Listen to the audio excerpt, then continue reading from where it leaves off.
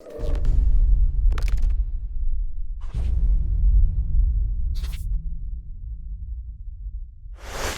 what's up guys, this is Vimal here and welcome back to TRHD. Today I'm gonna show you guys an awesome PC build. It's the Cosmos 2 Threadripper build.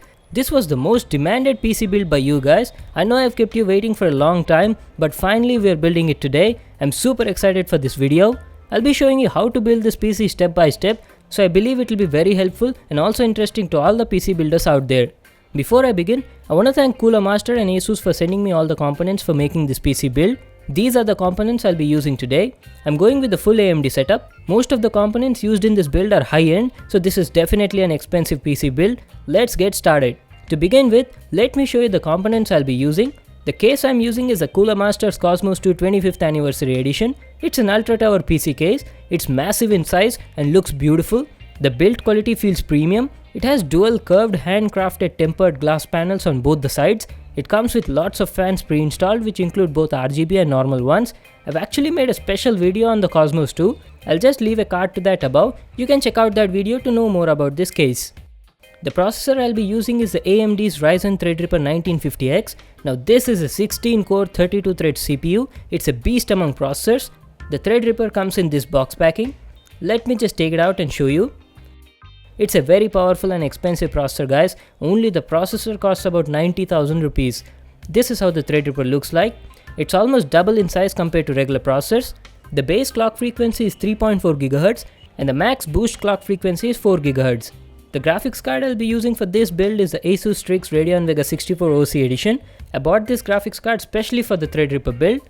But I've also used it in my previous Masterbox 5 RGB PC build. It's a very expensive and powerful graphics card. It costs about 65,000 rupees. My actual plan was to get the Nvidia's 1080 Ti, but later I've decided to go with the full AMD setup. That's why I bought the Radeon Vega 64. Let me just open the box and show you how it looks like. So this is the Asus Strix Vega 64 8GB graphics card. It looks awesome, right? It has a triple fan wing blade design and has Aura RGB lighting on both the front and back plate that can be synchronized and controlled with a dedicated software. It has 2 HDMI ports, 2 display ports and also a DVI port. The motherboard I'll be using is the Asus ROG Zenith Extreme. It's an excellent motherboard designed for the AMD's Ryzen Threadripper. It has beautiful Aura RGB lighting on it, a special live dash OLED display, onboard M.2 heatsinks for optimal heat dissipation, Supreme FX audio, has built-in Wi-Fi and one-click system-wide optimization. It's a beautiful motherboard and costs about 52,000 rupees. For the RAM I'll be going with the G-Skill Trident Z RGB. I've got 2 8GB DDR4 sticks, so that sums up to a total of 16 gigs of RAM. I'll also be getting 2 more 8GB RAM sticks soon, so I'll upgrade the RAM from 16 to 32GB on this build. These RAM sticks glow in RGB and look absolutely beautiful on the motherboard. For the storage, I'm using the Samsung Civo 750 SSD. It's a 250GB SSD. If you have more budget, then you can go with the 850 Pro. And along with that, you can get a 1TB or a 2TB hard drive, in case the SSD is not sufficient for you. The power supply I'm using is the Cooler Master's MWE Bronze 650. I was actually planning on getting the Cooler Master's V1000 80 Plus Platinum power supply, but due to some difficulties, the company couldn't send it to me on time. It got delayed and also you people weren't waiting, so I had to continue the video with this power supply. It's a good PSU, it's 80 plus bronze certified, but it's not ideal for this build. I would suggest you to go with a higher wattage power supply. And finally, coming to the cooling section, I'm using the Master Liquid ML120L RGB from Cooler Master. I've also got a RGB LED controller to sync all the fans and PC components and a good quality thermal paste. So these were all the components guys. Now let's start building the PC. First, let's install the Threadripper on the motherboard. You need to open up the TR4 socket on the motherboard with a Torx screwdriver, and before placing the processor, always check the gold triangle mark and make sure that you have aligned correctly. Now slowly slide the processor in this frame. Once that's done, you need to lower down the frame and push it gently until it fixes properly. You're almost done guys. To finish it up, lower the outer frame and tighten the 3 screws with the screwdriver.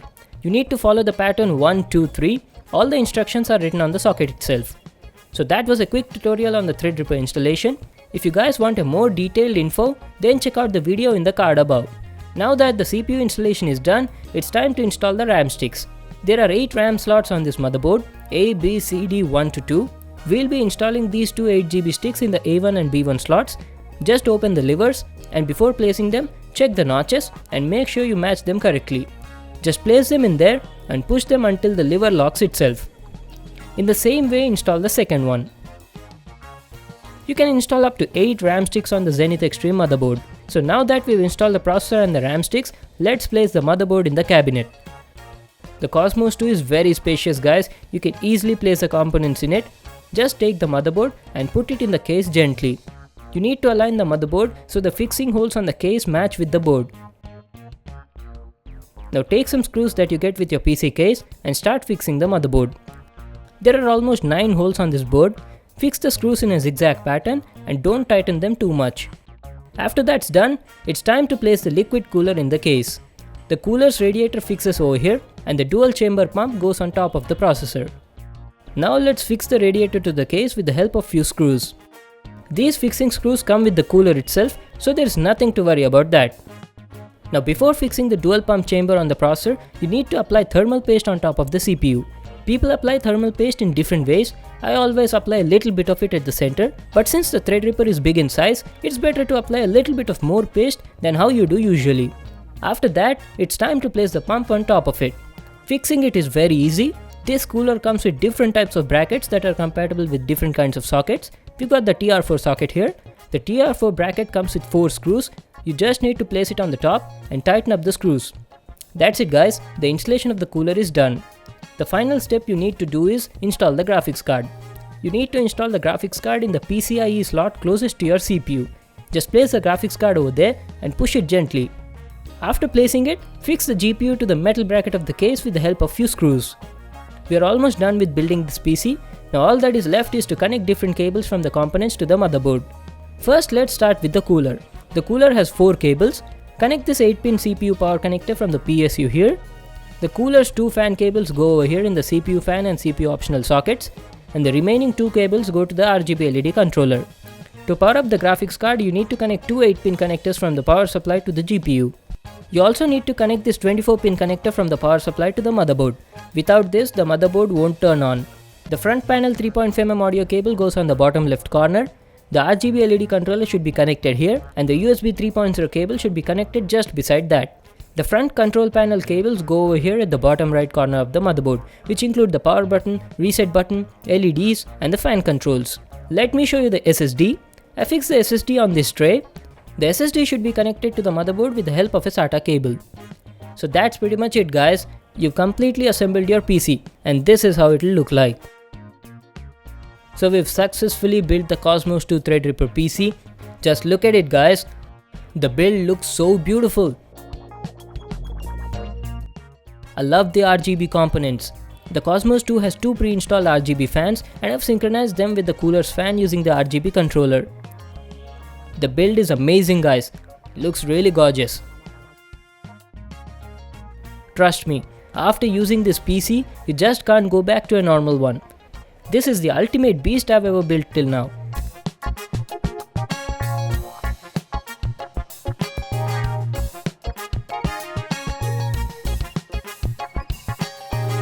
So this is the final setup for the Threadripper build. I'll be using this 27-inch Full HD curved gaming monitor from Asus. The model is Strix XG27VQ. It has a refresh rate of 144Hz and also supports AMD's FreeSync technology. Now let's check out the benchmarks. It got a single core score of 3813 and a multi-core score of 24,000. And the Radeon Vega 64 scored about 1,91,000 in the OpenCL benchmark. The scores were really impressive, but let's talk about the real world performance. The Threadripper paired with the Radeon Vega 64 performed extremely good. I could export a 4K video clip in real time. A 10-minute video took around 9 to 10 minutes for export. That was super awesome. This is an ultimate machine for video editing. Now let's check out the gaming performance. Let's start off with Battlefield 1. I'm playing the game at 1440p resolution at max graphics settings and was easily averaging above 80 frames per second. I've also played the games in 4K. I was getting a frame rate of around 60 to 70 frames per second.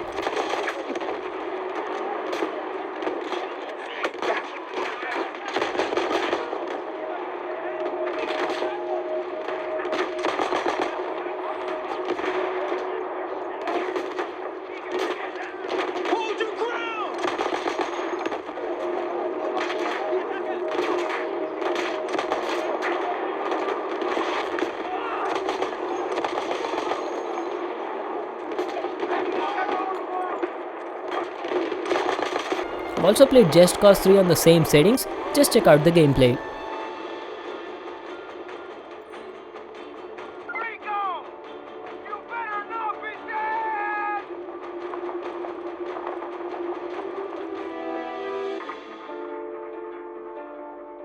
So that was my video on the Cosmos 2 Threadripper. It's an amazing build, an ultimate workstation for video makers. The whole setup costed me about 3,60,000 rupees. I'll leave links to all the components in the description box below. The only thing I wasn't satisfied in this build was the power supply. I'll soon be upgrading it to the V1000. So that was it for today. Hope you guys enjoyed the build. Do let me know in the comment section if you want to see more PC builds like this. Make sure to give it a thumbs up and subscribe to my channel for more awesome videos. And I'll see you in the next one.